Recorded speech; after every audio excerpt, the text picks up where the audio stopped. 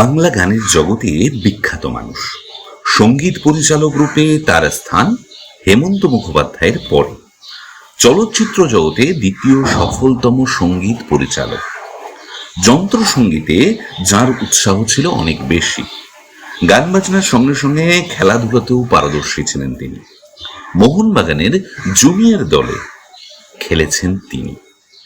পরিণীতা ছবিতে সঙ্গীত পরিচালনার পর থেকে যার সফল যাত্রা শুরু। কথা বলছি সঙ্গীত পরিচালক রবীন চট্টোপাধ্যায়কে নিয়ে, যিনি প্রথম হেমন্ত বাবুকে অর্থাৎ হেমন্ত মুখোপাধ্যায়কে 7 নম্বর বাড়ি ছবিতে প্লেব্যাকের সুযোগ করে দেন, যার পর হেমন্ত মুখোপাধ্যায়কে কিন্তু আর পিছনে ফিরে তাকাতে হয়নি। যিনি মোহনবাগানের জুনিয়র দলেও খেলেছেন।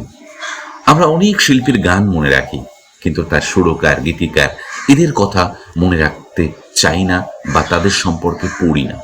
কিন্তু এই মানুষগুলি না থাকলে এত সুন্দর সুন্দর সুর কখনোই বেরিয়ে আসতো না। আমার স্বপ্নে দেখা রাজকন্যে থাকে 7 সাগর আর 13 নদীর পারে।